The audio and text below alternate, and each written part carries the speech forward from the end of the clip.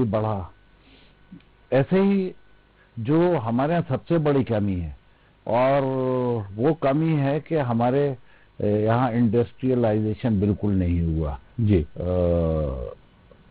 मुझे नहीं लगता भोपाल में तो 30 साल में कुछ भी देखने को मिला। 15 साल पहले के, 15 साल अभी के। जी। 2 गवर्नमेंट देखी मैंने 15-15 साल की, उनमें तो कुछ भी नहीं हुआ। जो मंडी द्वीप छोटा सा था वैसा ही का वैसा, जो बुधनी छोटी सी थी वो वैसी की वैसी है। जी। इंदौर में थोड़ा बहुत बढ़ा तो इंदौर की रियल एस्टेट उठी, तो उठाने के लिए ओवर इंफ्रास्ट्रक्चर बिल्कुल नहीं है। जी। अभी बिजनेस लाने के लिए जो इन्वेस्टर मीट्स की जाती हैं, जी, 2014 से अभी तक 3 हुई है जी, और तीनों में इन्वेस्टमेंट नहीं आया। जी। उसका रीजन ये है कि कोई गवर्नमेंट इंडस्ट्रीज को कोई जबानी बहुत कुछ कहते हैं कि हम ये देंगे मगर देते नहीं है। जी। मैं खुद उसका भुगतभोगी हूँ। जी। मैंने 2016 में एक MOU भी करा था, लेकिन जब गए इन्वेस्टर मीट अटेंड करी, MOU करा, और जब लैंड में भी काफी इन्वेस्ट करा, और फिर जब परमिशन में गए तो एक डिपार्टमेंट यहाँ से वहां भेजता तो वो वहां सिंगल विंडो वाली कोऑर्डिनेशन नहीं था। गवर्नमेंट को पहले होमवर्क कुछ नहीं करते, इन्वेस्टर्स को क्यों बुलाते हैं? पहले तो ये देखिए हम क्या देंगे, सपोर्ट तो होना चाहिए। जी। जब तक गवर्नमेंट सपोर्ट नहीं देगी कोई क्यों आएगा करने? जी। गवर्नमेंट का कोई उसमें इंडस्ट्रीज के लिए कोई सपोर्ट नहीं है। तो आपका कहने का मतलब ये है कि इंडस्ट्री आएंगी, तमाम औद्योगिकरण में बढ़ावा होगा तो निश्चित तौर पर जी जो बिल्कुल भी जो है वो बूम पे आएगा। जब तक इंडस्ट्रियलाइजेशन नहीं होगा मध्य प्रदेश में, बिजनेस अपॉर्चुनिटीज नहीं बढ़ेंगे, रियल एस्टेट नहीं बढ़ेगा। अच्छा, एक सवाल और सरवर साहब, ये तो रही बात इन्वेस्टर्स की, बायर्स की बात हो गई, सबके हितों की हमने बात कर ली। सरकार का भी जो है आपने बताया कि किस तरह से उनकी मंशा है, अपना भी पक्ष आपने रखा। दूसरी बात कि जो युवा हैं जिनमें कुछ करने की इच्छा है या वो चाहते हैं कि हम भी, जैसा आपने ख्वाब देखा था एक अहमदाबाद में एक बिल्डिंग देखकर आपने कहा कि इसमें यदि ये कमी यदि मैं बनाता तो ये बिल्डिंग को ऐसे बनाता, और आप आज ने कहा है और आप किस तरह से अपने जो है ख्वाबों को भी एक तरह से आप अपने साकार कर रहे हैं कि जैसा चाहते हैं वैसा बना पा रहे हैं।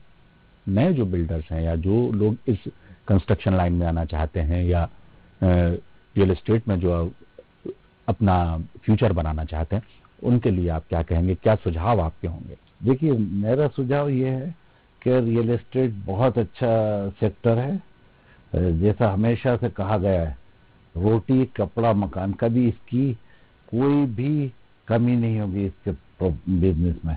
तो रियल एस्टेट अच्छी क्वालिटी में करिए, अच्छी नीयत से करिए, अच्छा दीजिए, कभी आप पीछे नहीं मुड़ के देखेंगे। जी। किसी भी काम की क्वालिटी अगर करें तो रियल एस्टेट अच्छे प्रोफेशन से अडॉप्ट करें और उसमें अच्छे से अच्छा करके दें, सेवा भाव से करें। जी। आप ये सोचें कि हम ये गरीब लोगों को दे रहे हैं तो हम इनको सही चीज दें, अच्छी चीज दें, बेहतर से बेहतर दें, अपना दिमाग दें, अपना अच्छे लोगों को रखें, क्रिएटिव लोगों को रख के करके दें। जी। तो युवाओं को आना चाहिए। मैं तो कहूँगा बहुत अच्छा प्रोफेशन है। जी। जी। अच्छी कमाई होती थी, अभी नहीं हो रही है जी, आगे भी होगी। जी।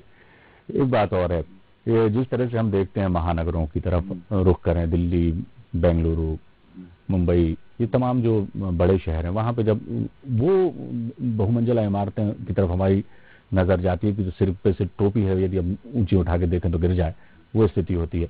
भोपाल में भी बहुत से लोगों ने कोशिश की वैसा बनाने की, स्मार्ट सिटी प्रोजेक्ट भी सरकार लेके आई है, बहुत कुछ उसका जो किया जा रहा है काम वो दिखाई भी देने लगा है भोपाल में, लेकिन वो मुकाम ऐसा नहीं लगता आपको कि जो मिलना चाहिए भोपाल को वो मिला है, या उस तरह का डेवलपमेंट भोपाल में नहीं हो पाया जिस तरह का होना चाहिए था? जी।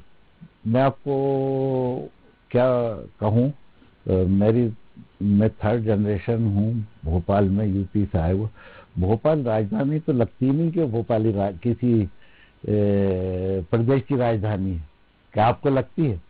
नहीं, कमी करिए, किसी से कंपेयर करिए, नेग्लेक्टेड रहा है। यहाँ से देखिए, कोई भी आदमी इतना एक्टिव पॉलिटिशियन नहीं रहा जो यहाँ के लिए ग्रोथ के लिए कुछ कर सके। एक बाबूलाल गौड़ साहब थे, उन्होंने थोड़ा करा था अब जो भी रीजन होते हैं मुझे नहीं पता, मैं पॉलिटिक्स ज्यादा समझता नहीं हूँ, तो भोपाल और मध्य प्रदेश के लिए तो किसी ने कुछ नहीं करा भी। जी जी। कहीं भी कोई डेवलपमेंट होता है भी, आप देखिए पूना चले जाइए, एक हफ्ते बाद जाइए तो 4-6 ओवरफ्लाई ब्रिज बने दिखेंगे। आप लखनऊ जाइए, लखनऊ कितना छोटा सा था जी, क्या हो गया।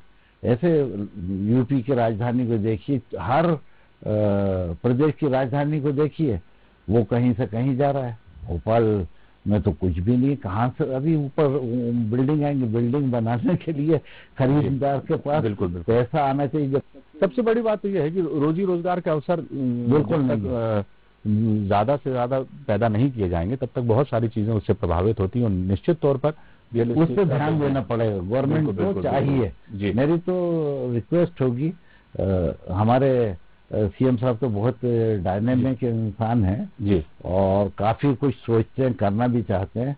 गांव के लिए काफी उन्होंने करा है, गांव वालों को भी करा है, कुछ शहर वालों पे भी नजर इनायत हो जाए उनकी अगर जी, तो फिर कुछ और बात होगी।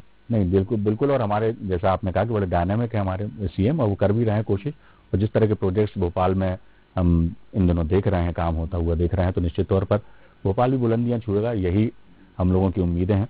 और सरवर साहब, बहुत अच्छा लगा आपसे बात करके, और जिस तरह की बातें आपने बताई, रेरा के बारे में बताया, अपनी जर्नी के बारे में आपने बताया, और कई सुझाव भी आपने बिल्डर्स को भी दिए हैं, निवेशकों को भी दिए हैं, इसके लिए बहुत बहुत शुक्रिया।